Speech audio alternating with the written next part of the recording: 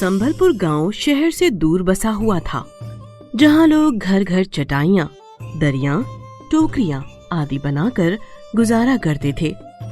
कुछ ही लोगों के पास खेती बाड़ी की जमीनें थी, जिस पर वे उतना ही अनाज उगाते थे कि उनके परिवार की गुजर बसर हो सके। गांव में एक बनिए की दुकान भी थी, जो मिलावटी सामान बेचा करता था, वो भी मनमाने दामों पर। लेकिन उसकी कहीं कोई सुनवाई या शिकायत नहीं हो सकती थी, क्योंकि गांव के सेठ साहूकार उससे इन कामों के लिए अच्छी खासी रकम वसूलते थे, जिस कारण वो बनिया रात दिन मोटी कमाई करता था। उसी गांव में सुमेर का परिवार भी रहता था। सुमेर के पिता लंबी बीमारी के बाद चल बसे थे। माँ टोकरी बनाती थी, जिससे उसे कुछ खास पैसे नहीं मिल पाते थे। एक दिन सुमेर माँ से बोला, माँ, इन टोकरियों से हमारा गुजारा नहीं हो पाता, क्यों ना हम किसी के खेतों पर जाकर काम करें। सुमेर, खेत मजदूरी भी तो ज्यादा नहीं मिलती, फिर हम खेत मालिक के नौकर ही तो कहलाएंगे। अभी तो मैं अपने आप से काम करती हूँ। माँ, पर हम कितनी गरीबी में दिन गुजार रहे हैं।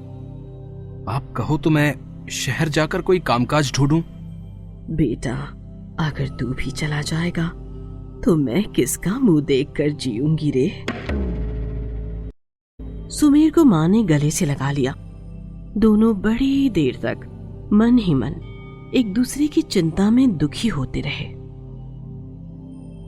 अगले दिन सुबह सुबह ही सुमेर जंगल से बांस की लकड़ियां लेने चला गया। माँ ने उसके लिए 2 नमक की सूखी रोटियां बना दी। सुमेर रोटी और पानी की बोतल को एक डंडे में बांधकर जंगल की ओर चल पड़ा।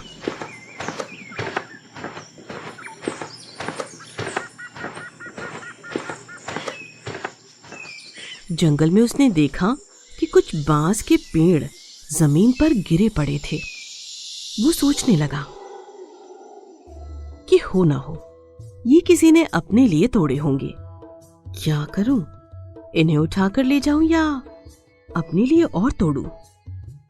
अभी सुमेर सोच ही रहा था कि तभी उसे किसी ने आवाज दी, सुमेर, सुमेर।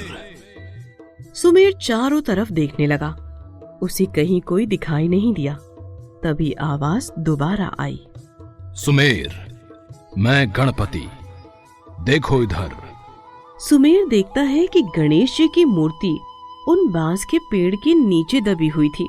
आवाज शायद उसी में से आ रही थी। ऐसा सोचकर सुमेर उस मूर्ति को पेड़ के नीचे से निकाल देता है। धन्यवाद सुमेर। भगवान जी, आप? हाँ सुमेर, मेरी ये मूर्ति इन पेड़ों के नीचे दब गई थी। मैंने यहां से गुजरने वाले हर व्यक्ति से कहा कि इसे निकाल दो, पर किसी ने मेरी कोई बात नहीं सुनी। पर भगवान जी, आप खुद अपने को क्यों नहीं निकाल पाए? हाँ, तुमने सही कहा, पर मैं स्वयं ही सब करूंगा तो इंसानों की जरूरत ही क्यों होगी। इंसान तो बस भगवान का और भगवान द्वारा बनाई वस्तुओं का अपमान ही करता है। हाँ, ये बात तो है। लोग सारे साल मेरी मूर्ति की पूजा करते हैं, फिर मुझे नदी नाले या कूड़े में डाल देते हैं। मैं अपनी इस अवज्ञा से चिंतित हूं, परंतु मैंने जैसे ही तुम्हें पुकारा, तुमने मेरी पुकार को सुनकर मुझे ढूंढने के लिए अपनी दृष्टि दौड़ाई। मैं यही सोच रहा था कि शायद ये बांस किसी ने अपने लिए काटे हैं, इसलिए मैं देख रहा था। सुमेर, मैंने तुम्हारी परीक्षा ली थी। तुम बहुत साफ दिल के हो। ये बांस तुम्हारे लिए ही है। इन बांसों से तुम चीजें बनाकर बेचना, तुम्हारी गरीबी दूर हो जाएगी। भगवान जी, आपका बहुत बहुत धन्यवाद। गणेश जी ने उसे खूब सारा आशीर्वाद दिया और सुमेर सारे बांसों को उठाकर घर ले आया। वो उस मूर्ति को भी अपने साथ घर ले आया था।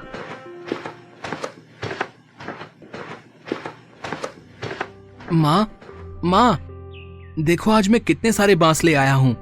साथ ही ये भगवान भी। अरे तूने तो कमाल कर दिया, इतने सारे बांस। माँ, ये कमाल तो इन गणपति जी का है।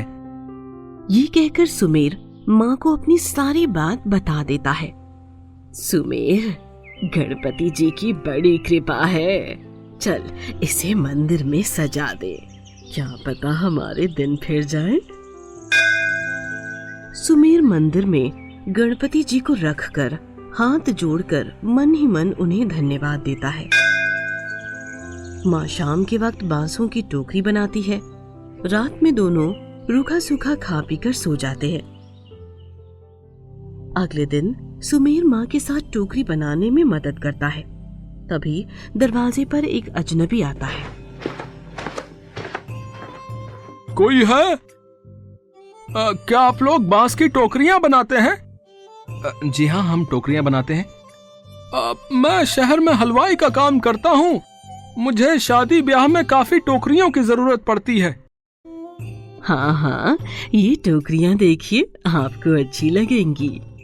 ठीक है बहन, आपको मैं एक टोकरी के 100 रुपए दूंगा।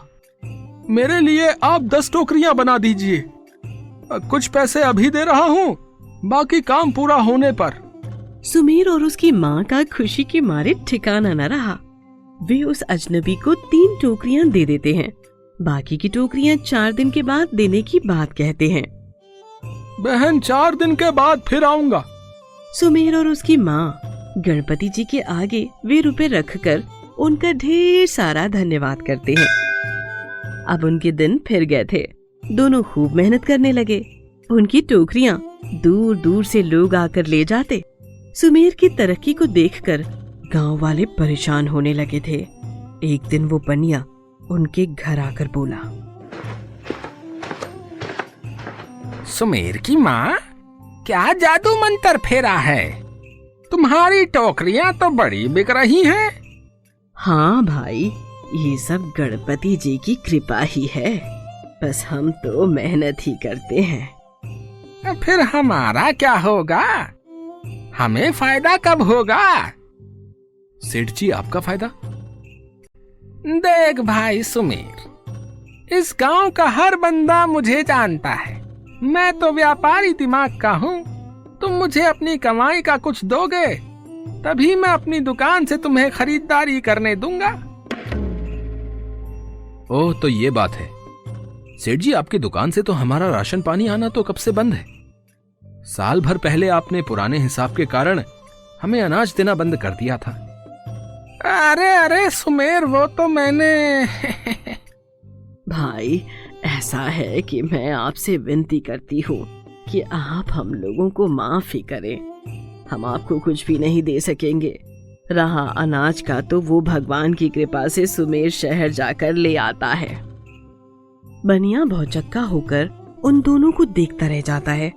फिर अपना सा मुंह लेकर घर से बाहर चला जाता है। सुमेर बनिए के बाहर जाते ही दरवाजा बंद कर लेता है।